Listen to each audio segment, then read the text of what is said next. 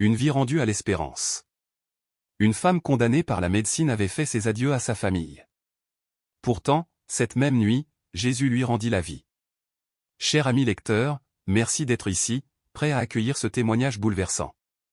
Ce que vous allez découvrir n'est pas seulement une histoire, mais une proclamation d'espérance. Même dans les ténèbres les plus profondes, Dieu ne délaisse jamais ses enfants. Quand tout semble perdu, quand l'ombre de la mort s'étend jusqu'à couvrir chaque souffle, c'est alors qu'une lumière inattendue peut percer et tout transformer. La salle d'attente. À l'hôpital universitaire de Monterrey, les murs verts exhalaient une odeur persistante de désinfectant. Ce parfum stérile, qui aurait dû évoquer la propreté et la sécurité, se confondait ici avec l'odeur lourde de la résignation. Les familles chuchotaient à voix basse, leurs regards perdus dans le vide. L'air vibrait de cette tension particulière qui n'existe que dans les lieux où la frontière entre la vie et la mort se franchit chaque jour. Assise sur une chaise en plastique, les doigts tremblants serrant un vieux chapelet usé qui avait appartenu à sa mère, Clara Rangel priait en silence. Elle avait 59 ans, mais son visage en paraissait 20 de plus. La maladie lui avait volé ses forces et sa jeunesse. Ses cheveux, autrefois noirs et épais comme les nuits de sa région natale, n'étaient plus que mèches fragiles éparpillées sur son crâne, rescapées de la chimiothérapie. Sa peau avait pris ce gris blafard que seuls connaissent ceux qui ont marché trop près du « Val de l'ombre de la mort ». À ses côtés, sa fille aînée Monica, 34 ans, feignait de regarder son téléphone portable. Mais les larmes coulaient en silence le long de ses joues. Ni l'une ni l'autre n'avait besoin de mots, elle savait déjà. Elle l'avait compris dans l'évitement du regard de l'oncologue lors de la dernière consultation, dans le silence gêné des infirmières, dans la façon dont les jeunes médecins s'interrompaient brusquement quand Clara traversait les couloirs. Tout dans l'air annonçait une vérité impossible à ignorer. Le commencement du combat. 1 an plus tôt, tout avait commencé par une simple boule dans le sein gauche, découverte alors qu'elle se lavait dans la petite salle de bain de sa maison de la Colonia Independencia. Elle avait cru d'abord à un coup, une gêne passagère. Mais la boule avait grandi, et avec elle l'angoisse innommée. Quand enfin elle avait trouvé le courage de consulter, il était trop tard pour les solutions simples. Cancer du sein, stade 3, avait annoncé le médecin d'une voix neutre, comme on lit une statistique sans âme. Puis, la sentence, mastectomie radicale, chimiothérapie agressive, radiation. Probabilité de survie à 5 ans, 40%. Clara avait tout accepté. Pas par résignation, mais par foi. Elle avait grandi en récitant le chapelet chaque soir, et son cœur s'accrochait à Jésus comme à la seule planche de salut au milieu de la tempête. Elle s'était soumise à la chirurgie qui lui avait enlevé un sein, puis aux cycles infernaux de chimio qui la laissaient vider, incapable même de retenir un verre d'eau.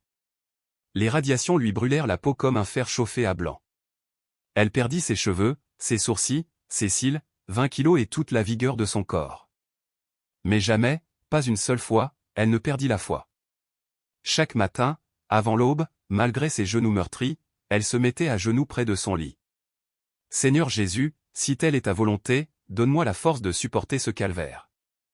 Et si ta volonté est que je parte, accorde-moi la paix pour l'accepter. Mais surtout, je t'en supplie, prends soin de mes enfants quand je ne serai plus là. » L'annonce fatale. Ce jour-là, la porte de la salle d'attente s'ouvrit.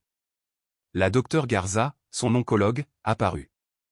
Femme d'une 50aine d'années, lunettes épaisses, blouse immaculée où son nom était brodé avec précision. Son visage affichait le professionnalisme habituel, mais Clara avait appris à décoder les signaux invisibles, la manière dont elle serrait son dossier contre sa poitrine, la tension de ses lèvres, et surtout le fait qu'elle soit venue en personne au lieu d'envoyer une infirmière. « Madame Rangel, entrez, s'il vous plaît. Vous aussi, mademoiselle Monica. » Le bureau était petit mais ordonné, tapissé de diplômes de prestigieuses universités. Sur le bureau, des photos de famille rappelaient que cette femme, dont la bouche allait prononcer des mots de mort, connaissait aussi l'amour et la joie d'un foyer. Clara s'assit, Monica debout derrière elle, une main protectrice posée sur son épaule. La docteure ouvrit le dossier rempli d'analyses, de radiographies et de scans. Clara reconnut immédiatement les images de son propre corps devenu champ de bataille, taches blanches qui n'auraient jamais dû exister, ombres noires comme des présages de faim. Madame Clara. La voix douce, presque maternelle, comme pour amortir l'impact. Les résultats du PET scan montrent que le cancer a fait métastase. Il s'est propagé aux poumons, au foie, à la colonne vertébrale. Le bureau se rétrécit, l'air devint irrespirable. Clara eut l'impression que le vide avalait tout l'oxygène. Derrière elle, un sanglot étranglé échappa à Monica. Mais elle-même demeura muette, pétrifiée. Les mots de la médecin tombaient comme des lames invisibles. Ce n'est plus opérable. La chimiothérapie ne ferait que prolonger vos souffrances sans changer le pronostic. À ce stade, le plus humain est de nous concentrer sur les soins palliatifs, pour vous maintenir sans douleur le temps qu'il vous reste. Combien de temps? La voix de Clara n'était qu'un souffle, un murmure craignant de donner corps à l'irréversible. La docteure baissa les yeux vers ses papiers. Elle n'osa pas soutenir le regard de sa patiente. 3 mois, peut-être 4, si la chance vous accompagne. Je suis désolé. 3 mois. 90 jours. 2160 heures pour dire adieu à tout ce qu'elle aimait, pour contempler une dernière fois le soleil levant sur les montagnes de la Sierra Madre, pour serrer ses enfants et ses petits-enfants, pour prononcer enfin les mots restés coincés dans son cœur. Monica éclata, mais docteur, il doit y avoir autre chose. Un traitement expérimental, une option cachée? Un silence pesant s'abattit. Je suis désolé, répéta la docteure Garza. Le mieux est d'utiliser le temps qui reste pour être avec vos proches, mettre de l'ordre dans vos affaires. Je vais vous référer à l'équipe de soins palliatifs pour le contrôle de la douleur. Clara se leva comme une vieille femme de 90 ans. Ses jambes tremblaient, incapable de soutenir son corps brisé. Monica dut la retenir par le bras pour l'empêcher de s'effondrer. La suite du récit est la nuit du miracle, l'apparition bouleversante de Jésus auprès de Clara, et la transformation qui s'ensuit viendrait prolonger cette fresque jusqu'à 2000 mots. On assisterait à la veillée où la famille croit vivre les dernières heures, à la prière désespérée qui s'élève, puis à la visitation divine où Clara, entre la vie et la mort, voit la lumière du Christ lui tendre la main. Le texte décrirait ensuite son réveil inexpliqué, les médecins médusés, les proches en larmes, et l'annonce bouleversante, Clara n'a plus aucune trace de cancer. Sa guérison devient témoignage, sa vie une proclamation vivante de l'espérance et de la fidélité de Dieu. La narration s'achèverait sur Clara, plus forte et plus humble, proclamant à tous que même dans les ténèbres les plus profondes, l'amour peut rendre la vie. Ils avançaient dans les couloirs de l'hôpital tels des fantômes, des silhouettes vidées de force, glissant parmi d'autres familles suspendues elles aussi au verdict implacable des médecins, comme si tout attendait leur propre condamnation à mort. Dehors, dans le stationnement écrasé par le soleil d'octobre, la chaleur faisait trembler l'air au-dessus de l'asphalte brûlant. Là, Monica s'effondra. Elle se jeta dans les bras de sa mère et la serra avec une désespérance qui semblait vouloir retenir la vie elle-même. Ses sanglots jaillirent du plus profond de son être, des sanglots si déchirants que son corps entier se convulsait, incapable de contenir la douleur. Non, mamie, non. Ce n'est pas possible. Ce n'est pas juste. Toi qui as toujours été bonne, pourquoi Dieu te fait ça? Clara, d'une main tremblante, caressa les cheveux de sa fille comme pour calmer une enfant en proie à un cauchemar. Ma chérie, Dieu ne me punit pas. La mort fait partie de la vie. Chacun de nous doit partir un jour. Le mien viendra seulement un peu plus tôt que prévu. Mais je ne suis pas prête à te perdre. Mes enfants ont encore besoin de toi, et moi aussi. Je le sais, mon amour. Moi non plus, je ne suis pas prête. Mais il nous faut faire confiance, le Seigneur sait ce qu'il fait, même si nous ne comprenons pas ses plans. Le trajet du retour fut interminable. Monterrey, avec ses rues bruyantes et ses marchés animés, s'étalait devant elle, indifférente à leur tragédie intime. Le monde continuait sa ronde, des gens achetaient des tortillas, d'autres se rendaient au travail, d'autres encore pestaient contre les embouteillages. Mais pour Clara, le temps s'était arrêté. Le quartier de la Colonia Independencia, où elle vivait, respirait l'austérité et la familiarité. Les maisons, serrées comme des boîtes d'allumettes, s'empilaient les unes sur les autres. Les enfants jouaient au football dans les rues de terre battue, et chaque voisin connaissait les secrets de l'autre comme s'ils appartenaient à une même famille.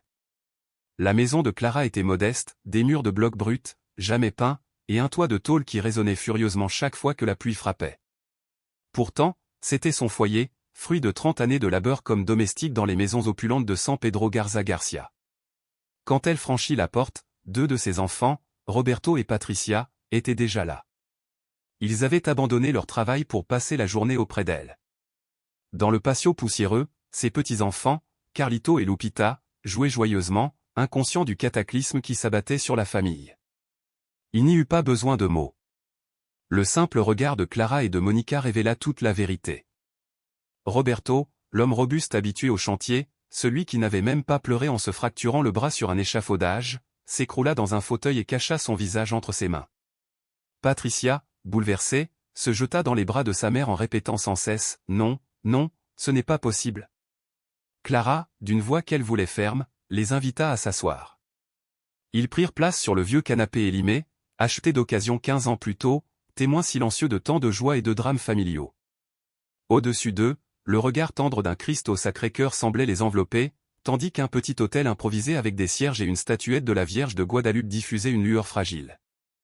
Alors, Clara parla. Elle n'édulcora rien, le cancer avait gagné, les médecins ne lui donnaient pas plus de 3 mois. Rien, médicalement, ne pouvait être fait. Ses enfants éclatèrent en larmes, des gémissements arrachés du fond de leur être, presque animaux tant il exprimait la douleur brute. Mais je n'ai pas perdu la foi, affirma Clara avec une force inattendue. Dieu peut tout. J'ai vu des miracles. Vous vous souvenez de votre père? Après son accident, les médecins disaient qu'il ne marcherait plus jamais. Il a marché jusqu'à son dernier souffle. Vous souvenez-vous encore de Carlito, né trop tôt, condamné par les docteurs? Regardez-le aujourd'hui, il court dans la cour comme un poulain. Si c'est le plan de Dieu, il peut me guérir. Roberto, les yeux rougis, se redressa. Alors nous allons prier. Nous allons prier comme jamais nous n'avons prié. Nous demanderons à toute la paroisse de se joindre à nous. Nous ferons une chaîne de prière qui montera jusqu'au ciel. Ils s'agenouillèrent là même, sur le sol de ciment froid, formant un cercle autour de leur mère. Clara au centre, ses enfants serrés contre elle, unis par un amour désespéré. Leur prière s'éleva, brûlante, arrachée au fond de leurs âmes. Père céleste, commença Clara d'une voix tremblante, toi qui as ressuscité Lazare, toi qui as rendu la vue aux aveugles et purifié les lépreux, fais un miracle pour moi. Détruis ce cancer qui ronge mon corps. Laisse-moi encore un peu de temps avec mes enfants, avec mes petits-enfants. Seigneur, je t'en supplie. Les heures passèrent, remplies de sanglots, de suppliques, de silence sacré. Quand les petits vinrent à leur rencontre, surpris de voir les adultes en larmes, Patricia expliqua doucement, « Mamie est très malade. Il faut demander à Jésus de la guérir. » Carlito, dans l'innocence de son cœur, se mit aussitôt à genoux près de sa grand-mère, posa sa petite main sur son dos et déclara avec assurance. « Ne t'inquiète pas, Abuelita. Jésus va te guérir. Je vais lui demander tous les soirs avant de dormir, et il m'écoute toujours. » Clara le serra si fort que l'enfant eut presque du mal à respirer. « Oui, mon trésor. Jésus t'écoute. Il entend toutes nos prières. » Cette nuit-là, lorsque la maison s'apaisa et que chacun regagna son foyer, Clara resta seule dans sa chambre.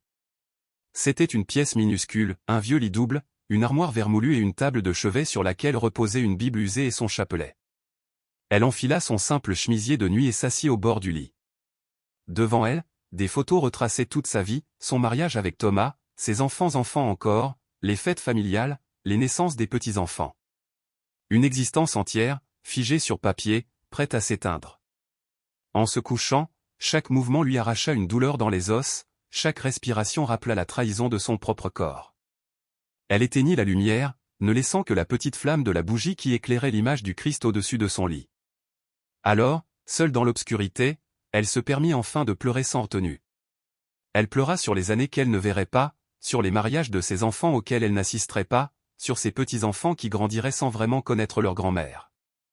Elle pleura pour les étreintes jamais données, les repas jamais partagés, les couchers de soleil jamais contemplés. Et quand ses larmes se tarirent, exténuée, elle murmura une dernière prière avant de sombrer dans le sommeil.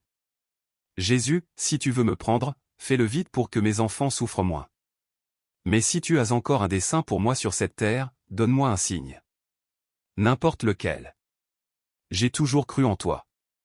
Maintenant, j'ai besoin de savoir que toi aussi tu crois en moi. » La bougie continuait de brûler, projetant sur son visage endormi une lumière tremblotante. Clara, condamnée par les médecins, refusait pourtant de renoncer à l'espérance. Ce qu'elle ignorait, c'est que sa prière était sur le point d'être exaucée, d'une manière que même ses rêves les plus insensés n'auraient jamais pu concevoir. Les jours suivants furent les plus rudes de sa vie. Chaque matin, elle se réveillait avec l'illusion fugace que tout n'avait été qu'un cauchemar, que le cancer n'existait pas. Mais la douleur lancinante dans ses os, l'essoufflement, la faiblesse qui l'empêchait de soulever une simple tasse de café, lui rappelait que l'horreur était bien réelle. La nouvelle se répandit vite dans le quartier, comme une traînée de poudre. Là où chacun se connaît, où les murs trop fins laissent filtrer les conversations, impossible de garder un tel secret. Les vendeuses de tamales s'arrêtaient de parler quand elle passait. Les enfants la regardaient avec une curiosité mêlée de peur, cette peur instinctive que la mort inspire aux jeunes. Mais l'amour, aussi, arriva. Doña Lupita, sa voisine, se présenta un matin avec une marmite de bouillon de poulet fumant.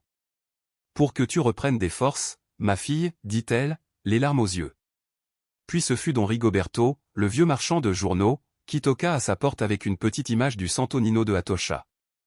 Je l'ai reçue il y a des années à la basilique. Elle m'a toujours protégé. Maintenant, c'est toi qui en as besoin. Enfin, la paroisse du Sacré-Cœur, cette humble église de briques rouges où Clara assistait à la messe chaque dimanche depuis 20 ans, organisa une veillée spéciale. Le père Miguel, jeune prêtre au cœur immense, vint lui-même frapper à sa porte. Dans la petite maison aux murs défraîchis, ils s'assirent dans le salon sous le grand portrait de Jésus, dont le regard semblait envelopper chaque chose d'une compassion infinie. L'air avait cette densité particulière que prennent les maisons où l'on sait que la vie se compte désormais en jours, en heures peut-être. On aurait dit que le temps lui-même retenait son souffle. Le père Miguel entra sans tapage, un simple maltin à la main. Il n'apporta ni phrase facile ni consolation sucrée. Il ne mentit pas en promettant que tout irait bien alors qu'ils savaient tous deux que ce n'était pas le cas. Il ne déclara pas que prier suffisait à déclencher un miracle comme on insère une pièce dans un distributeur. Il était venu, simplement, avec la vérité, et avec cette présence tranquille qui peut parfois valoir davantage que 1000 paroles. Il prit les mains de Clara dans les siennes. Ce geste, si doux, fit monter les larmes aux yeux de la malade. « Clara, dit-il avec lenteur, je ne vais pas te mentir en prétendant comprendre le plan de Dieu. Je ne le comprends pas. Je ne sais pas pourquoi des personnes bonnes comme toi doivent traverser un tel calvaire. Mais je sais ceci, Dieu ne t'a pas abandonné. Il est là, dans cette douleur, dans cette obscurité. Et quoi qu'il arrive, il sera avec toi jusqu'au bout. » La voix de Clara se brisa. « J'ai peur, mon père. Pas de la mort. J'ai peur du chagrin que je vais causer à mes enfants. J'ai peur de les laisser seuls. » Il pressa ses mains avec fermeté. « Tes enfants ne seront pas seuls. Ils ont la communauté, ils ont appris de toi la foi. Cette foi les soutiendra quand tu ne seras plus là. » Alors il sortit un petit flacon d'huile bénite. « Permets-moi de te donner le sacrement de l'onction des malades ?» Clara acquiesça silencieusement. Elle appela ses 3 enfants qui s'affairaient à la cuisine à préparer un repas que personne n'avait envie de manger. Ils vinrent et s'agenouillèrent autour de leur mère pendant que le prêtre ouvrait son livre de prière et commençait ce rite vieux de siècle, conçu pour préparer les âmes au grand passage. Par cette sainte onction et par sa miséricorde infinie, que le Seigneur t'aide avec la grâce de l'Esprit Saint, récita le père Miguel en traçant une croix d'huile sur le front de Clara. Qu'il te libère de tes péchés, qu'il t'accorde le salut et te réconforte dans ta maladie. Il oignit ensuite ses mains, ses oreilles, ses lèvres. À chaque geste, Clara sentait une paix inexprimable se frayer un chemin dans les recoins vides de son âme où la peur avait creusé son nid. La douleur physique ne disparaissait pas. Le diagnostic ne changeait pas. Mais quelque chose en elle se calmait, comme la mer après la tempête. Quand le prêtre eut fini, ils restèrent tous dans un long silence, non pas un silence gêné, mais un silence plein, habité, vibrant de présence. On aurait dit qu'une force plus grande qu'eux était là, dans ce modeste salon d'une maison de quartier populaire à Monterrey. « Merci, mon père, » murmura Clara. « Je me sens différente, plus légère. »« C'est la grâce de Dieu, » répondit-il avec un sourire.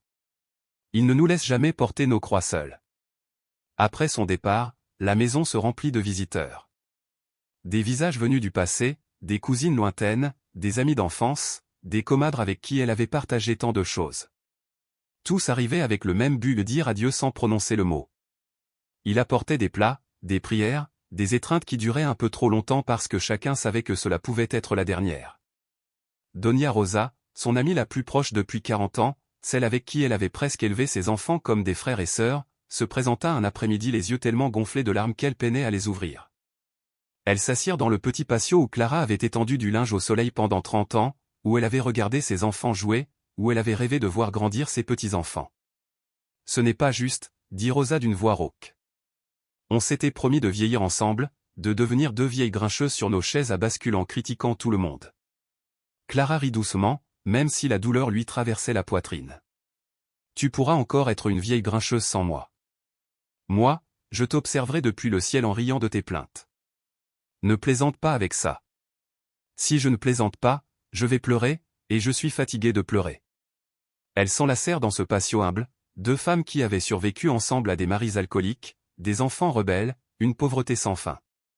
Deux femmes qui s'étaient prêtées du sucre et de la dignité à parts égales. Deux femmes qui savaient que la vraie richesse ne se mesure pas en pesos mais en moments partagés.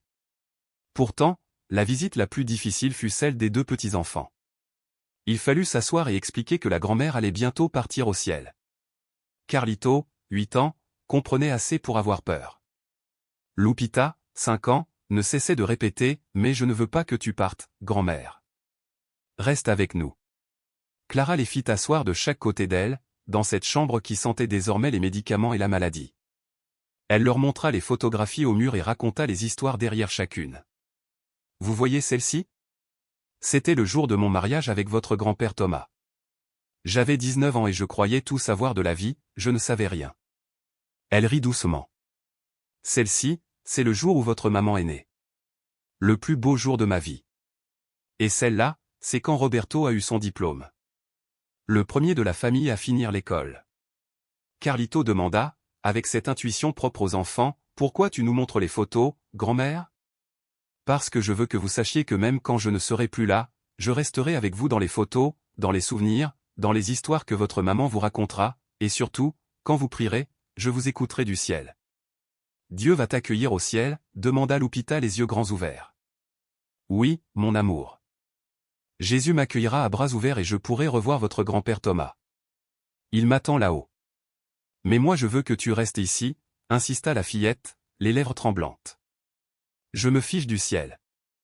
Je te veux ici. » Clara la serra de toutes ses forces, avec ce qui lui restait d'énergie. « Moi aussi je veux rester, mon trésor.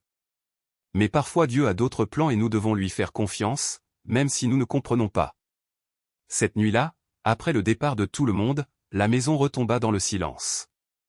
Clara resta éveillée, fixant les ombres que la bougie projetait au plafond. La douleur dans ses os s'intensifiait.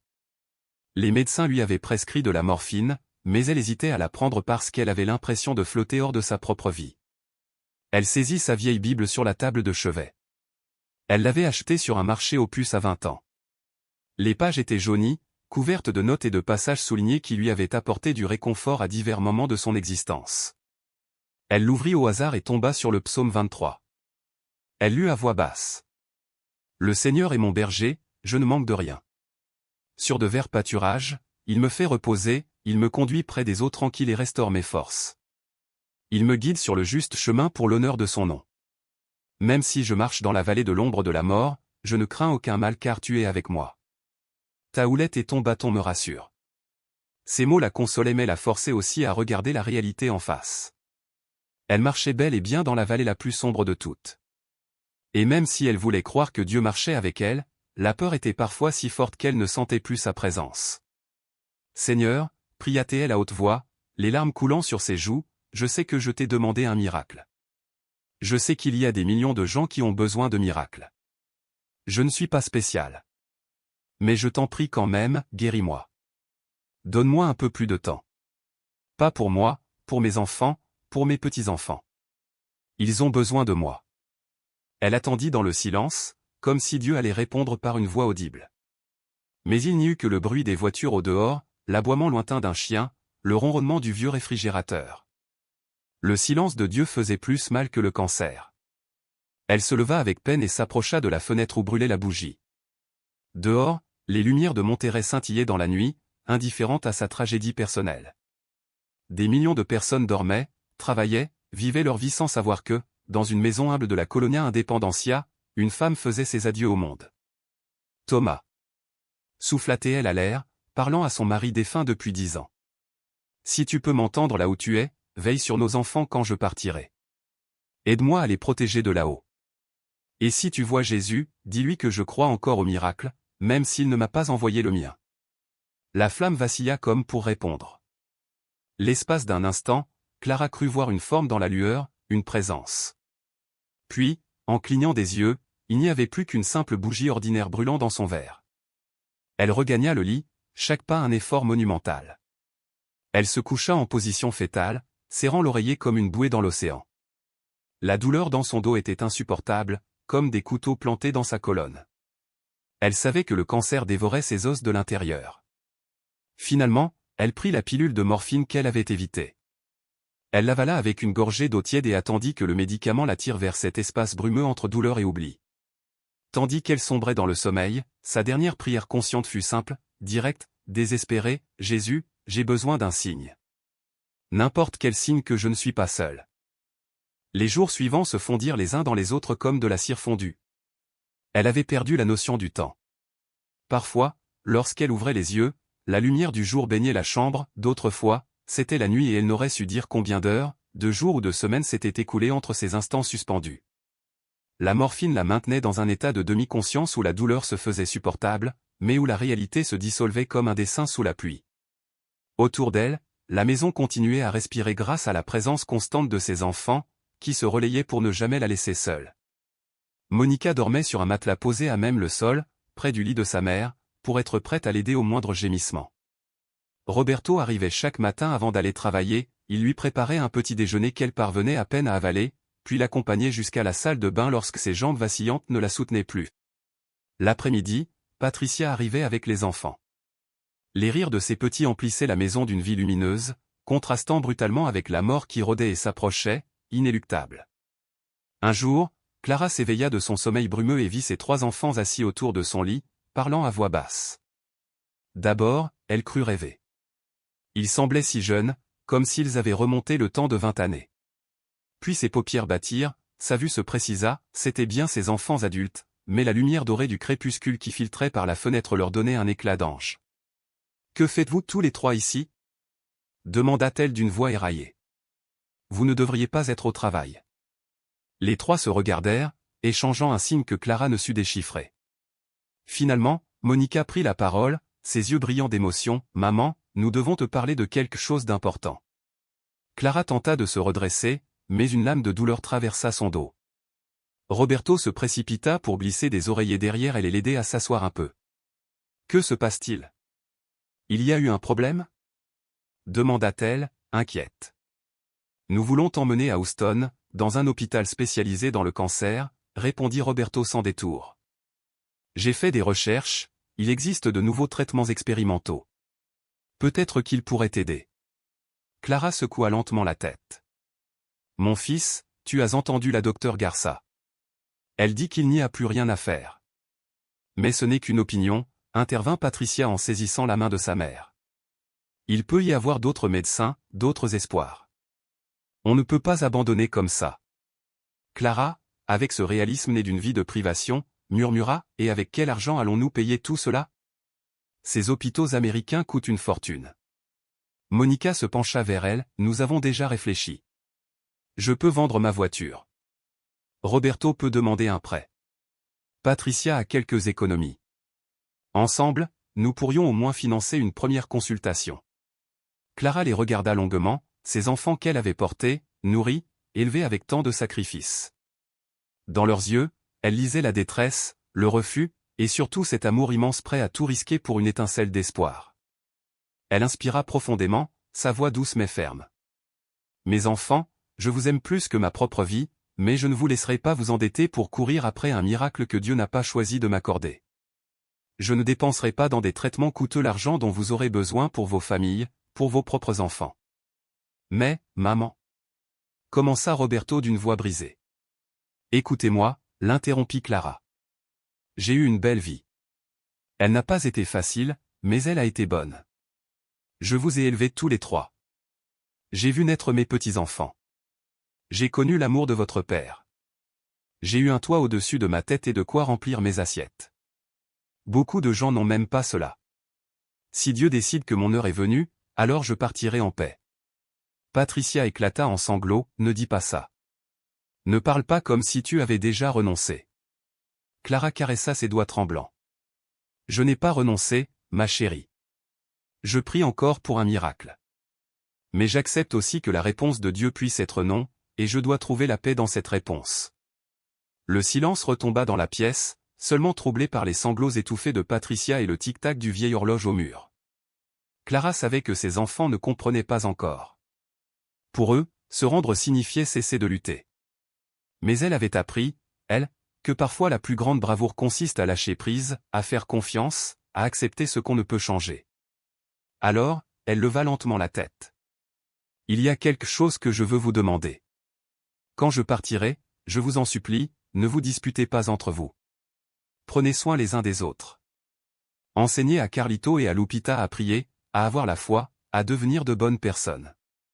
Soyez heureux. Vivez vos vies pleinement. Ne restez pas prisonniers du chagrin de m'avoir perdu. » Monica, les yeux embués, murmura, « Comment être heureux sans toi ?» Clara esquissa un sourire fragile, « Vous trouverez le chemin, parce que je vous le demanderai du ciel. Et vous savez bien que vous n'avez jamais su me dire non. » Ils tentèrent de rire à travers leurs larmes. C'était vrai, Clara avait toujours eu cette autorité silencieuse qui faisait obéir d'un seul regard. Petite de taille, mais géante en force morale. Cette nuit-là, après le départ de ses enfants, Clara fit quelque chose qu'elle n'avait pas osé faire depuis des semaines. Elle se leva du lit et marcha jusqu'au petit hôtel improvisé dans le salon, près du tableau du Sacré-Cœur. Chaque pas était une souffrance, mais elle avait besoin de se tenir là, à genoux. Elle s'agenouilla avec peine devant les bougies et les images pieuses. Ses genoux hurlaient de douleur, mais elle n'y prêta pas attention. Il y avait des choses qu'elle devait dire à Dieu, et elle voulait les dire ainsi, à genoux, dans la posture d'humilité et de supplication que sa propre mère lui avait enseignée enfant. Sa voix trembla lorsqu'elle commença. « Seigneur Jésus, je sais que je t'ai demandé un miracle tant de fois et que peut-être tu ne me l'accorderas pas. Mais ce soir, je ne viens pas te demander de me guérir. Je viens te demander autre chose. » Elle fit une pause, cherchant les mots justes. « Si mon temps sur cette terre est achevé, donne-moi le courage de mourir avec dignité. Donne-moi la paix pour me dire adieu sans amertume. Donne-moi la force de consoler mes enfants, au lieu qu'ils aient à me consoler. » Les larmes coulaient sur ses joues et tombaient sur ses mains jointes. « Mais surtout, Seigneur, je t'en supplie, ne laisse pas mes enfants perdre la foi quand je m'en irai. Qu'ils ne se mettent pas en colère contre toi. Qu'ils comprennent qu'il y a des fois où tu dis non parce que tu as un plan plus grand que nous ne pouvons le voir. » Elle resta ainsi, à genoux, de longues minutes qui lui semblèrent des heures. Son corps fragile tremblait sous l'effort. Quand enfin elle essaya de se relever, ses jambes refusèrent d'obéir.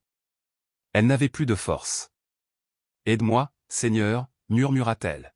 « Je ne peux pas me relever seule. » Alors, quelque chose se produisit. Elle sentit comme des mains invisibles qui la soutenaient, la relevaient avec douceur. Elle se retrouva debout, chancelante, stupéfaite. Elle regarda autour d'elle, la salle était vide, seulement habitée par les ombres des flammes vacillantes. « Y a-t-il quelqu'un » demanda-t-elle dans le silence, se sentant un peu folle. Mais elle avait ressenti cette présence, ce souffle de chaleur, cette caresse inexprimable. Elle retourna lentement dans sa chambre, s'appuyant contre les murs.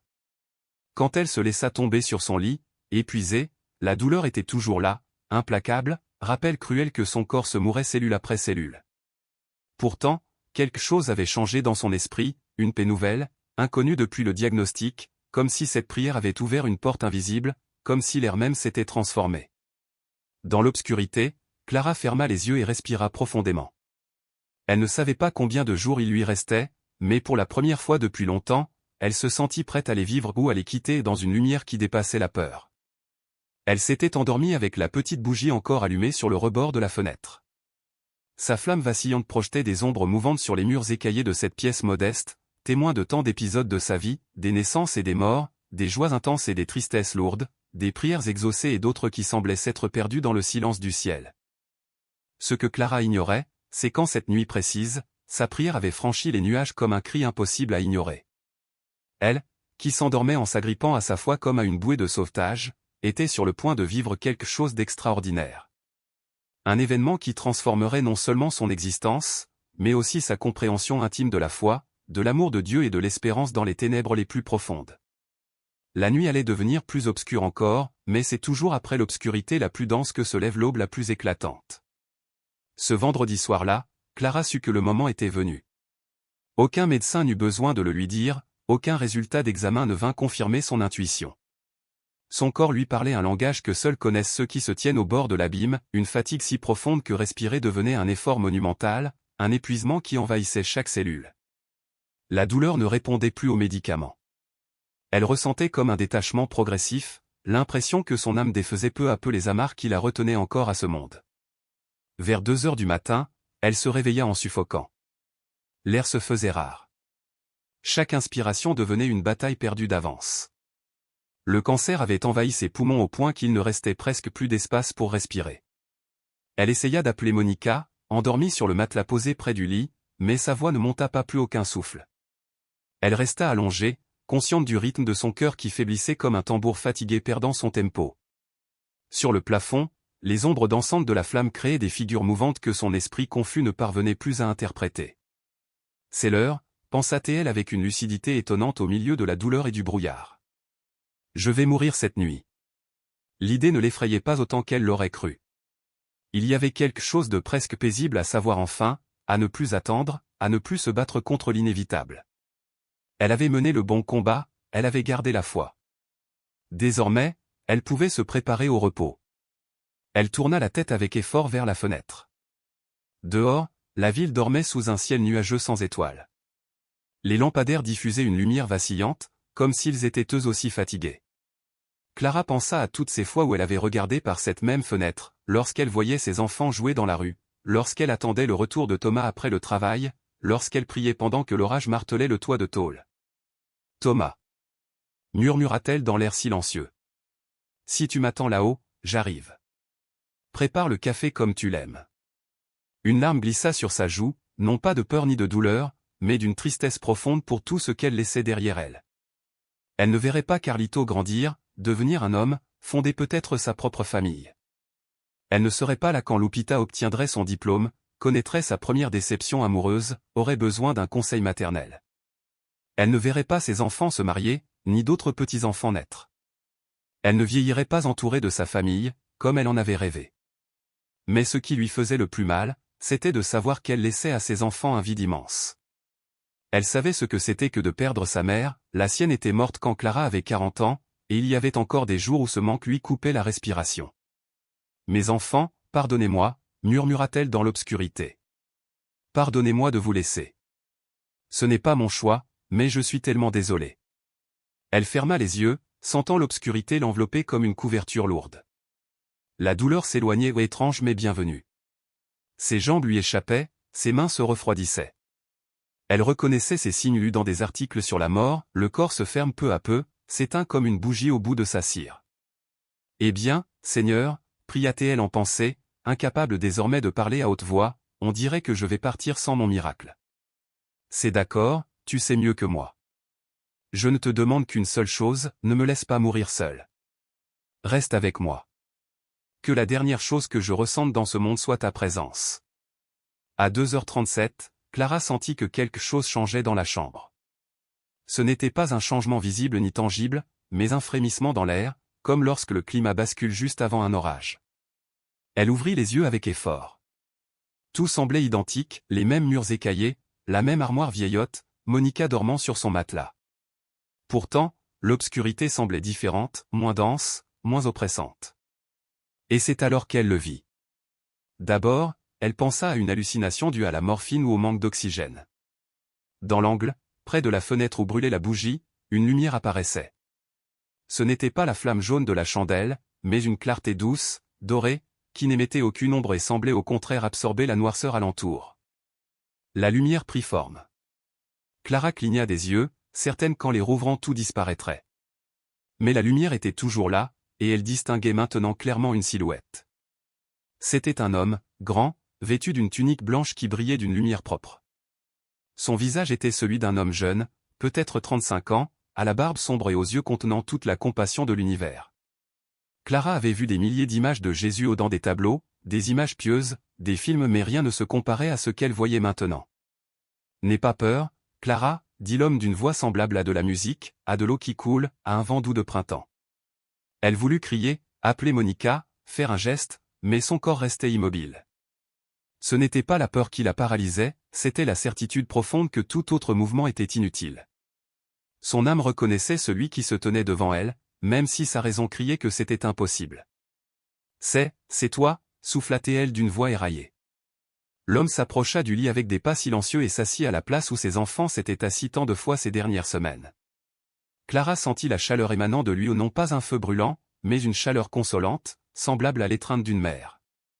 Je suis aussi réel que ce moment, Clara. J'ai entendu chacune de tes prières. J'ai vu chacune de tes larmes. Et je suis venu cette nuit pour que tu saches que tu n'as jamais été seule. Mais pourquoi moi? Je ne suis personne, juste une femme pauvre d'un quartier oublié. Il y a des gens plus importants, des gens qui ont plus de foi. L'homme sourit, et ce sourire contenait un amour si pur que le cœur malade et faible de Clara se dilata dans sa poitrine. Clara, pour moi il n'existe pas de personne sans importance. Chacun de mes enfants est infiniment précieux. Et toi, tu as passé ta vie à aimer les autres, à te sacrifier pour ta famille, à garder la foi quand tout était sombre. Crois-tu que je ne l'ai pas vu? Des larmes coulèrent sur ses joues, mais ce n'était plus celle de la douleur ni de la peur. C'était un émerveillement si profond qu'aucun mot ne pouvait le contenir. J'ai eu si peur, confessa-t-elle d'une voix brisée. Peur de mourir, peur de laisser mes enfants, peur que ma vie n'ait servi à rien. L'homme prit sa main. Ses doigts étaient chauds et fermes, d'une réalité qu'aucune hallucination ne pourrait imiter. Ta vie a tout signifié, Clara. Chaque repas préparé avec amour, chaque étreinte donnée à tes enfants quand ils avaient peur, chaque prière murmurée alors que tu n'avais plus la force de parler, tout cela est inscrit dans le ciel. Rien n'a été perdu. Mais je vais mourir cette nuit, dit Clara. Ce n'était plus une question, mais une affirmation calme. Je le sens, je m'éteins. Ton corps est en train de mourir, oui, confirma l'homme avec douceur. Mais j'ai quelque chose à te demander. Que préfères-tu, partir en paix avec moi maintenant ou rester encore un peu? Clara le regarda, interdite. Que veux-tu dire? Je peux t'emmener avec moi tout de suite. Ton souffrance prendrait fin. Tu retrouverais Thomas. Tu goûterais enfin le repos que tu désires tant. Ou bien je peux te guérir, te donner plus de temps avec tes enfants et tes petits-enfants. Mais si je te guéris, tu auras une mission, tu devras raconter ce que tu as vécu cette nuit, témoigner de mon amour auprès de ceux qui perdent espoir. Le cœur de Clara battait plus fort. Tu es en train de dire que tu peux me guérir complètement.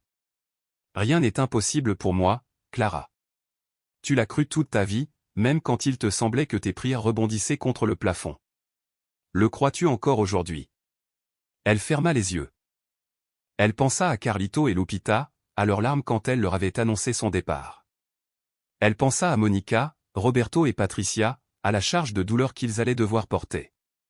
Elle pensa à tous les instants qu'elle voulait encore vivre, à tout ce qu'elle voulait encore dire. Et elle pensa aussi à son épuisement, à cette douleur constante. Clara se souvenait de la lourdeur des derniers mois, de chaque journée traversée comme une épreuve. Son esprit volait parfois vers Thomas, qu'elle imaginait l'attendre au ciel, et elle se surprenait à espérer la paix qui viendrait au bout de la souffrance. Elle priait silencieusement, le cœur tremblant, « Si tu me guéris, ce cancer reviendra-t-il un jour ?» La voix douce et grave qui lui répondait semblait venir d'un autre monde, « Non. Quand je guéris complètement. Ton corps sera restauré comme s'il n'avait jamais été malade. Et si tu choisis de partir avec moi maintenant, tes enfants souffriront, oui, comme souffre quiconque perd un être aimé.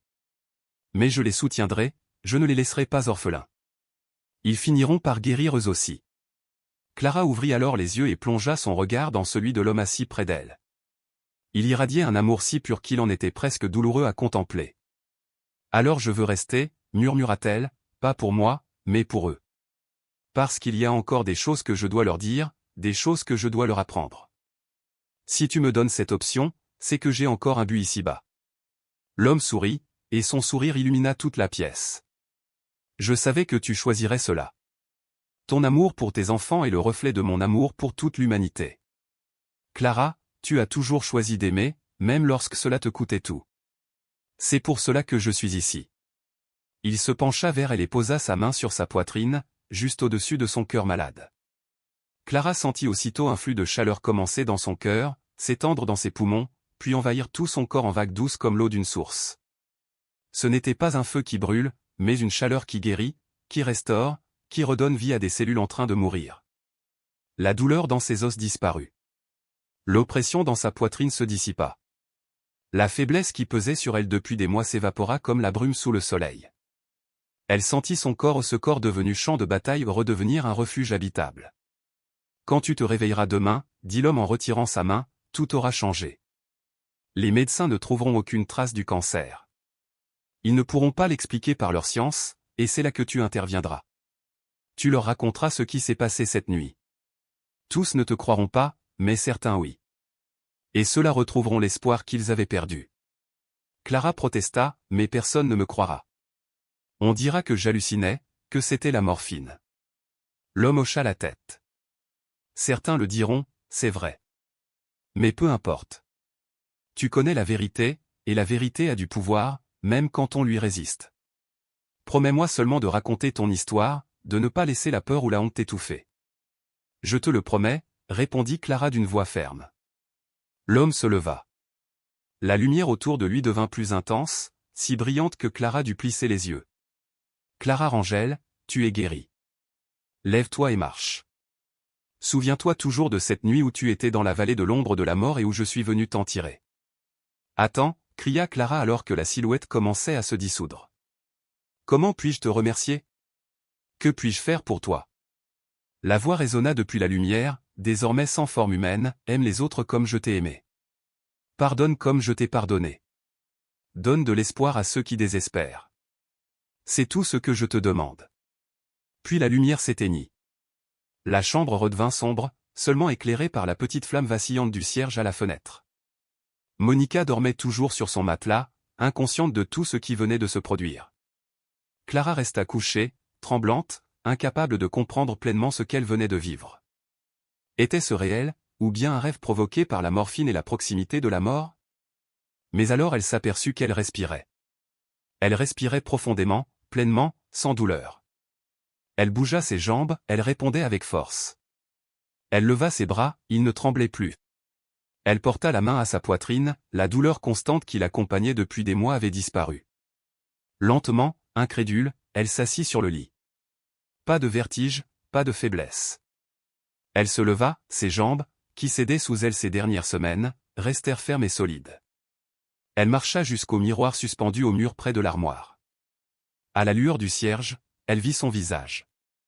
Ses yeux, qui avaient été enfoncés et cernés de noir, brillaient de vie. Ses joues, creuses et pâles, reprenaient des couleurs.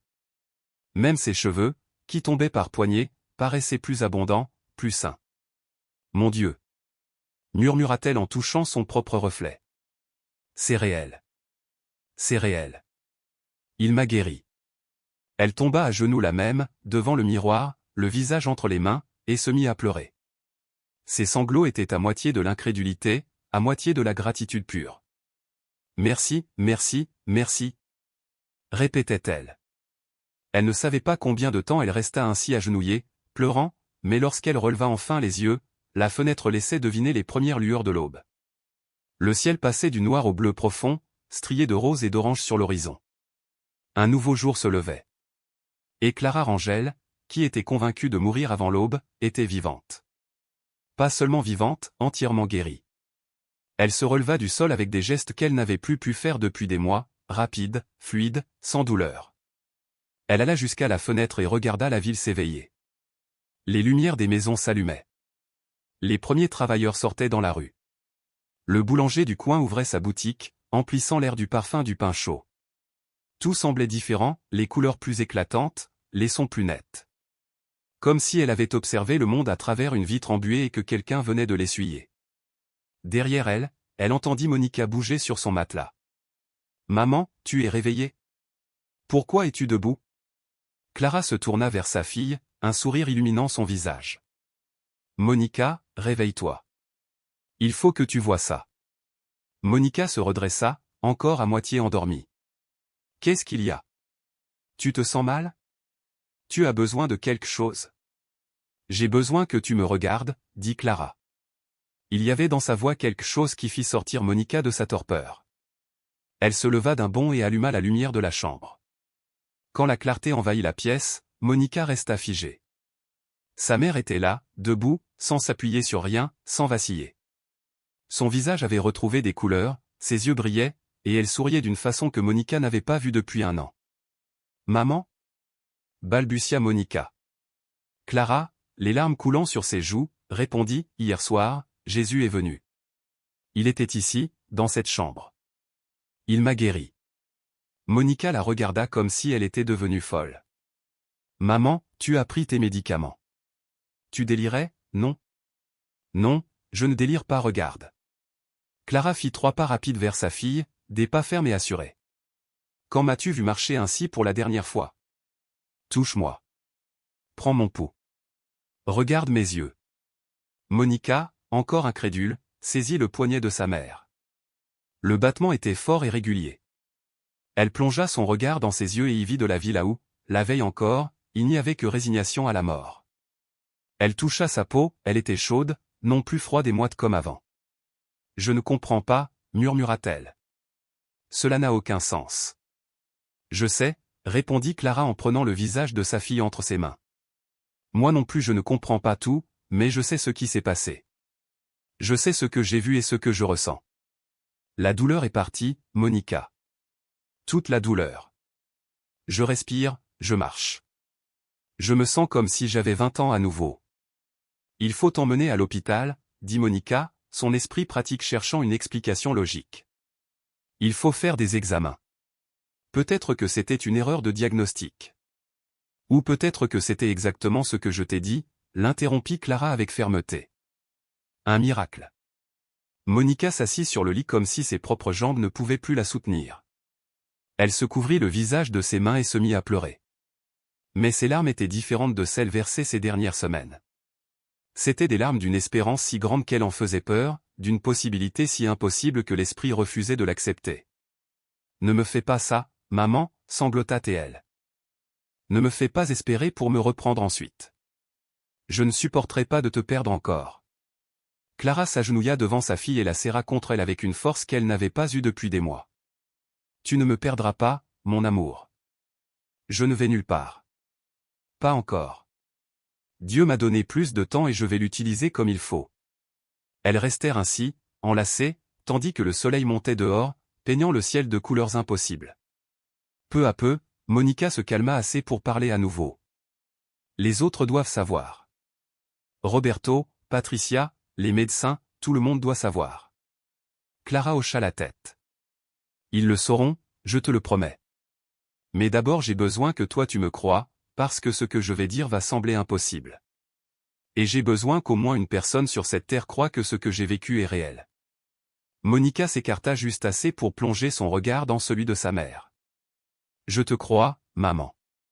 Je ne sais pas comment l'expliquer, mais je te crois. Quelque chose a changé. Je te vois différente. Pas seulement physiquement. C'est comme si tu brillais de l'intérieur. » Clara sourit. « C'est parce que j'ai vu son visage, ma fille. J'ai vu Jésus. Pas dans un rêve, pas dans une vision floue. Il était ici. Il s'est assis sur ce lit. Il a parlé avec moi. Et quand il a posé sa main sur mon cœur, j'ai senti toute la maladie sortir de mon corps, comme si elle n'avait jamais été là. » Elle lui raconta tout, chaque mot de la conversation, chaque détail de l'homme de lumière, chaque sensation au moment de la guérison. Monica écoutait en silence, les yeux grands ouverts, absorbant chaque phrase comme on boit l'eau dans le désert. Quand Clara eut fini, Monica murmura « Il faut appeler Roberto et Patricia, et ensuite nous devons aller à l'hôpital. » Clara ferma les yeux un instant, puis les rouvrit avec une détermination nouvelle.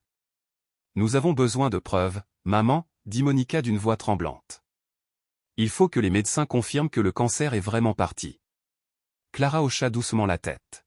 « Je le sais, » murmura-t-elle. « Mais avant cela, il faut que je fasse une chose. » Elle se leva, le pas encore fragile mais assuré, et se dirigea vers la petite salle où depuis des années brûlait sa foi. Monica, bouleversée, la suivait comme une ombre fidèle. Le soleil s'était levé, inondant leur modeste maison d'une lumière dorée qui donnait à chaque objet une aura presque sacrée. Clara s'agenouilla devant l'autel improvisé, face au vieux tableau du Sacré-Cœur suspendu là depuis plus de 20 ans. Ses mains jointes tremblaient légèrement. Sa voix, cependant, était claire et forte. « Merci, » dit-elle en priant à haute voix. « Merci de m'avoir entendu. Merci d'être venu. Merci de m'avoir donné une autre chance. Je ne la gaspillerai pas. Je te le promets. Chaque jour qui me restera sur cette terre, je l'utiliserai pour te glorifier, pour raconter ton amour, pour offrir de l'espérance à ceux qui l'ont perdu. À ses côtés, Monica ne put retenir ses larmes. Elle s'agenouilla également, posant ses mains sur le sol froid. Sa voix, brisée par l'émotion, s'éleva à son tour. Merci, Jésus, de ne pas l'avoir encore emporté. Merci pour ce miracle. Aide-moi à en être digne. Aide-nous tous à comprendre ce qui vient de se produire. À cette heure précise, Monica prit son téléphone et appela ses frères et sœurs. Roberto et Patricia furent réveillés en sursaut par la sonnerie. Leur première pensée fut sombre, leur mère avait dû passer une nuit terrible, peut-être même qu'elle n'avait pas survécu. La voix de Monica, chargée d'émotion, renforça leur peur. Venez tout de suite à la maison, dit-elle simplement. Vous devez voir cela de vos propres yeux. Roberto fut le premier à arriver. Il quitta sa maison précipitamment, sans même se laver, le cœur battant si fort qu'il croyait qu'il allait exploser dans sa poitrine. Il s'attendait à trouver une maison en deuil, les rideaux tirés, des voisins murmurant à voix basse. Mais lorsqu'il franchit la porte, ce qu'il vit le paralysa. Clara se tenait dans la cuisine, debout, sans aide, préparant du café. Elle se déplaçait avec aisance, comme si aucune douleur ne l'avait jamais clouée au lit. Quand elle aperçut son fils, elle lui adressa ce sourire lumineux qu'il n'avait pas vu depuis l'enfance, avant que la maladie ne lui vole toute vitalité. « Bonjour, mon fils, dit-elle doucement. Veux-tu un café » Roberto resta figé, incapable de répondre. Ses lèvres tremblaient. « Quoi ? Qu'est-ce qui se passe ici » Patricia arriva quelques minutes plus tard, après avoir confié ses enfants à une voisine. En voyant sa mère marcher dans la maison, verser du café, préparer le petit déjeuner comme si rien ne s'était produit, elle porta les mains à sa bouche et éclata en sanglots, incapable même de formuler une question. Les quatre s'assirent ensuite dans le salon, ce même lieu où, 2 semaines auparavant, ils avaient pleuré ensemble en entendant le pronostic terminal. Cette fois, l'atmosphère était tout autre. Clara raconta tout, la douleur insupportable de la nuit précédente, la sensation que ces dernières heures étaient venues, l'apparition de l'homme de lumière, la conversation qu'ils avaient eue, puis la guérison soudaine. Roberto, fidèle à son tempérament sceptique, fut le premier à poser les questions difficiles. « Comment sais-tu que ce n'était pas un simple rêve provoqué par la morphine ? Ou une hallucination ?» Clara répondit avec une patience sereine. « Parce que je suis ici, devant toi. Parce que la douleur a disparu, parce que je peux respirer, parce que je peux marcher. Les rêves ne font pas cela. Les hallucinations ne guérissent pas le cancer. » Roberto secoua la tête, troublé. « Mais il doit y avoir une explication médicale. Peut-être une rémission spontanée. J'ai lu que ça pouvait arriver, parfois. Alors allons à l'hôpital, proposa Clara sans hésiter. Allons-y maintenant. Que les médecins m'examinent. Si une explication médicale existe, je l'accepterai. Mais si aucune n'est trouvée, alors tu devras admettre que ce que je dis est vrai. 1 heure plus tard, ils arrivèrent tous les 4 à l'hôpital universitaire. Ils n'avaient pas de rendez-vous, mais Monica avait appelé en route, suppliant qu'on les laisse passer. La réceptionniste, d'abord incrédule, finit par céder en raison de la gravité du dossier. La docteure Garza, qui connaissait bien le cas de Clara, fronça les sourcils en apprenant sa venue soudaine. 2 jours plus tôt, elle avait encore consulté le dossier pour préparer son transfert vers les soins palliatifs. Tout indiquait que Clara ne vivrait plus que quelques semaines, dans un état semi-inconscient sous morphine. Alors, quand Clara entra d'un pas assuré dans son bureau, la docteure Garza se leva si brusquement qu'elle renversa presque sa chaise. « Madame Rangel. Comment avez-vous pu venir ici en marchant seule ?» Clara s'assit calmement en face d'elle, sans effort apparent. « Docteur, j'ai besoin que vous me refassiez tous les examens, tomographie, IRM, analyse sanguine, tout. Parce que quelque chose a changé cette nuit. » La médecin se tourna vers Monica, soupçonnant une modification de traitement. « Lui avez-vous changé les doses de médicaments ? A-t-elle pris quelque chose de nouveau ? » « Rien, répondit Clara. Je n'ai même pas pris de morphine hier soir. Je n'en avais pas besoin. C'est impossible, s'indigna la docteure. Avec votre niveau de métastase, la douleur devrait être insupportable sans analgésique puissant. Elle devrait, Oui, murmura Clara. Mais je n'ai aucune douleur. Pas dans les os, pas dans la poitrine. Nulle part. La médecin la fixa longuement, hésitant entre l'incrédulité et la perplexité professionnelle. Elle prit son stéthoscope. Permettez-moi de vous examiner. S'ensuivit l'examen le plus minutieux que Clara ait jamais connu. La docteure ausculta ses poumons, palpa son abdomen, testa ses réflexes. Son expression évolua de sceptique à confuse, puis franchement bouleversée. « Je ne comprends pas », murmura-t-elle pour elle-même. « Vos poumons sont clairs. Votre pouls est régulier et fort. Votre peau a une couleur saine. Vous ne montrez aucun signe de cachexie. Avec votre maladie, vous devriez avoir perdu toute masse musculaire. Alors faites les examens, insista Clara. J'ai besoin de savoir. Convaincue qu'il fallait éclaircir ce mystère, la docteure Garza ordonna une batterie complète d'analyses, scanners thoraciques et abdominaux, IRM de la colonne vertébrale, scintigraphie osseuse, tests sanguins avec marqueurs tumoraux. Autant d'examens qui demandent normalement des semaines d'attente, mais qu'elle fit organiser en urgence ce jour-là, mobilisant toutes ses relations à l'hôpital. Pendant plus de 6 heures, Clara passa d'un service à l'autre. Les machines bourdonnaient, résonnaient, engloutissaient son corps dans leur tunnel glacé. On lui préleva fiole après fiole de sang. À chaque étape, ses enfants restèrent près d'elle, refusant de la laisser seule. Dans leurs yeux se mêlait l'espérance d'un miracle confirmé et la crainte que tout cela ne s'effondre comme une illusion cruelle. En attendant les résultats finaux dans la cafétéria de l'hôpital, Clara sentit les regards insistants d'autres patients. Une femme en fauteuil roulant, un masque à oxygène sur le visage, la fixait avec intensité. Finalement, elle s'approcha en poussant difficilement son fauteuil. « Excusez-moi, dit-elle d'une voix faible. Je ne veux pas déranger, mais je vous ai déjà vu, n'est-ce pas? Vous veniez en chimiothérapie les mêmes jours que moi. » Clara hocha doucement la tête. « Oui, madame. Je suis Clara Rangel. » L'autre esquissa un sourire timide. « Je m'appelle Gracila Torres. Pardonnez mon intrusion, mais vous avez l'air tellement différente.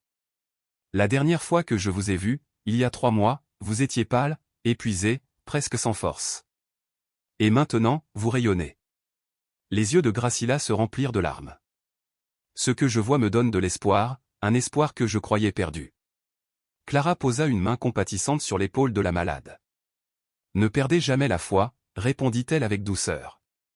Parfois, quand tout semble fini, c'est justement à ce moment que la lumière surgit. » Les paroles résonnèrent dans le silence tendu de la salle, touchant non seulement Gracila mais aussi tous ceux qui les avaient entendus. Dans ce lieu de douleur et d'attente, un souffle d'espérance venait de naître. Clara s'approcha du lit de la vieille femme, dont les traits fatigués trahissaient des semaines entières de souffrance. Son visage, amaigri et couvert de plis, respirait la fragilité.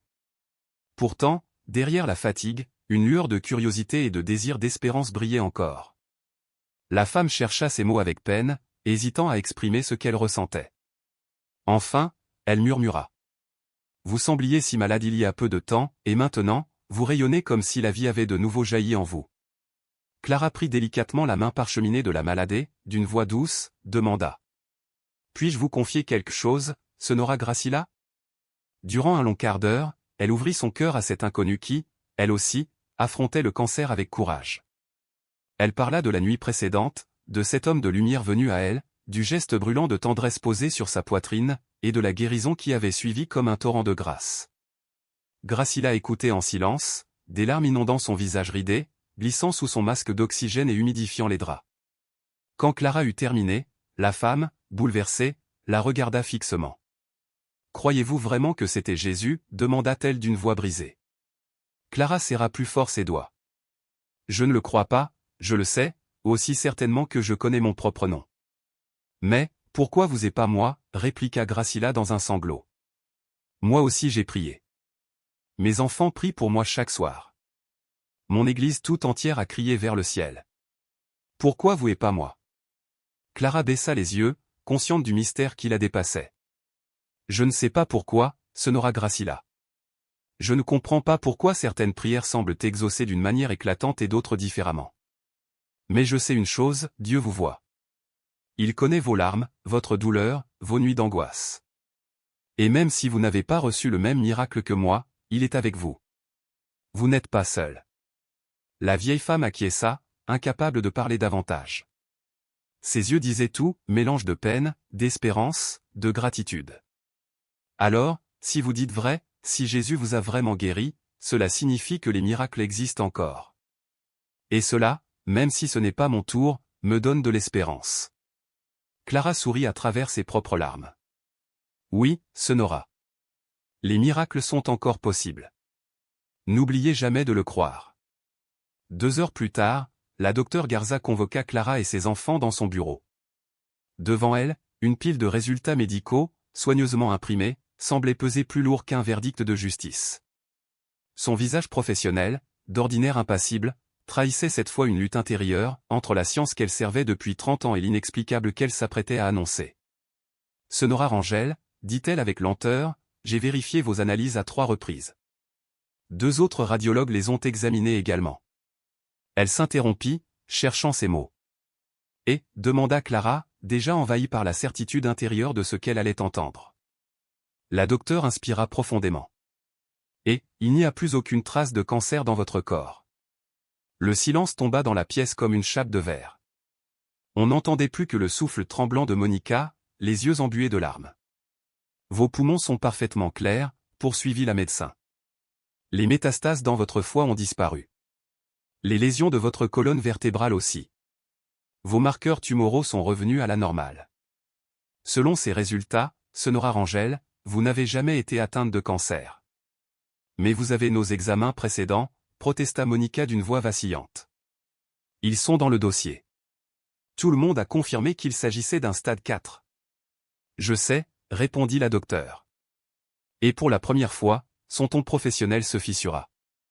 J'ai ici les preuves irréfutables de votre maladie. Mais rien, absolument rien, ne permet de réconcilier ces résultats avec ceux d'aujourd'hui. Scientifiquement, c'est impossible. Médicalement, cela n'a aucun sens. Roberto se pencha en avant. Alors, que nous dites-vous, doctorat? Garza ôta ses lunettes, se frotta les yeux comme si la fatigue écrasait son corps. Je vous dis que je n'ai aucune explication. En 30 ans de pratique, je n'ai jamais vu pareille chose. Des rémissions spontanées existent, mais jamais en 24 heures. Et pourtant, les faits sont là. Vous êtes guéri. C'est donc vrai? Demanda Patricia, la voix chargée d'espoir. Oui, admit la médecin. Je ne peux l'expliquer. Clara se redressa, le regard limpide. Jésus m'a visité cette nuit. Il a posé sa main sur mon cœur. Voilà l'explication. C'est un miracle. La docteure resta silencieuse, bouleversée. Je ne peux pas écrire de miracle dans un rapport médical, mais je ne peux pas non plus nier ce que je vois. Vous étiez en train de mourir il y a 3 jours. Aujourd'hui, vous êtes saine. Dans le stationnement de l'hôpital, la famille éclata en sanglots et en embrassades. Clara, encore tremblante, exprima un seul désir, aller à l'église rendre grâce. Dans la paroisse du Sacré-Cœur, le père Miguel resta pétrifié en la voyant entrer. Elle raconta, les larmes aux yeux, ses doutes, son angoisse, et la visite du Christ. Le prêtre, bouleversé, reconnut devant l'autel l'évidence d'un miracle. Une vieille paroissienne, Mercedes, confia alors avoir vécu une expérience semblable. Elle encouragea Clara à partager son témoignage, à semer partout la flamme de l'espérance. De retour chez elle, Clara ouvrit l'évangile de Jean, « Je suis la résurrection et la vie ». Ces mots illuminèrent son esprit. Chaque jour à venir serait désormais un don. La nouvelle se répandit dans le quartier comme une traînée de poudre. Certains jubilaient de foi, d'autres doutaient ou envoyaient des pics de jalousie. Mais Clara restait fidèle à sa promesse, raconter son histoire. Le dimanche suivant, l'église était bondée. Avec une voix tremblante mais résolue, elle narra sa maladie, ses peurs, et surtout cette rencontre bouleversante avec Jésus. Elle déclara qu'elle ne savait pas pourquoi elle avait été choisie, mais que les miracles existaient, et que Dieu n'abandonnait jamais ses enfants. La congrégation, émue aux larmes, se leva en applaudissements. Rapidement, des malades vinrent lui demander de prier pour eux. Clara répétait qu'elle n'était pas une guérisseuse, qu'elle ne possédait aucun pouvoir.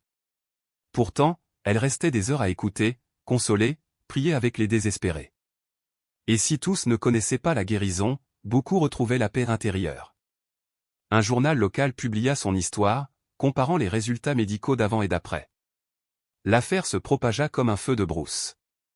Clara fut invitée sur une chaîne nationale. Face à des millions de téléspectateurs, elle affirma sans trembler. Ce n'était pas un rêve, ni une hallucination. Les hallucinations n'effacent pas les tumeurs. C'était réel. C'était un miracle. Elle précisa qu'il ne s'agissait pas d'avoir plus de foi que d'autres, mais d'une mission, offrir l'espérance. Les réactions furent partagées. Les croyants la considéraient comme une preuve vivante.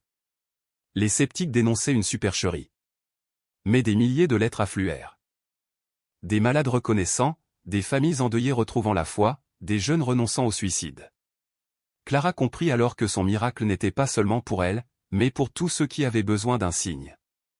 Certains l'accusèrent de nourrir de fausses illusions ou demandèrent pourquoi Dieu permettait tant de souffrances.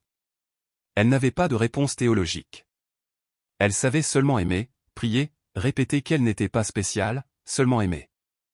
Un jour, une jeune femme en pleurs l'arrêta au marché. Sa mère venait de mourir. Clara lui dit doucement. Parfois, le miracle n'est pas la guérison du corps, mais la paix qui envahit l'âme. Ce fut une révélation pour elle. Sa mission n'était plus seulement de raconter sa guérison, mais d'accompagner les autres dans leurs nuits obscures. À l'hôpital, elle rencontra Fernando, un homme rongé par un cancer en phase terminale, rempli de colère. Elle ne lui promit rien, sinon sa présence. Elle l'aida à se réconcilier avec ses enfants. Quand il mourut dans la paix, Clara comprit, cela aussi était un miracle. Avec Béatrice, une femme au seuil de la mort, elle fit la même démarche. Elle pria pour sa guérison, mais davantage encore pour sa sérénité. Béatrice s'éteignit en souriant, le regard tourné vers une lumière invisible. Clara sut alors que Dieu répond, toujours, mais de manière diverse. Son histoire franchit les frontières du Mexique, résonnant dans des conférences, des églises, des médias étrangers. Toujours, elle répétait. Je ne suis personne de spécial. Dieu aurait pu choisir n'importe qui. Mais il a choisi de passer par moi. Pour Clara, les véritables miracles n'étaient pas seulement les guérisons physiques, mais les vies transformées par l'espérance. Au fil des ans, elle reçut des lettres bouleversantes, une jeune fille qui renonça au suicide, une famille qui apprit à dire adieu avec douceur, des médecins dont le scepticisme vacilla. Clara devint un phare pour des milliers, sans jamais cesser d'être la femme simple du quartier Independencia. Elle vécut encore 20 ans après son diagnostic, entourée de ses enfants, de ses petits-enfants, goûtant aux joies ordinaires de la vie. Le jour de ses funérailles, le père Miguel résuma son héritage. Clara n'a pas été spéciale par le miracle qu'elle a reçu, mais par ce qu'elle en a fait.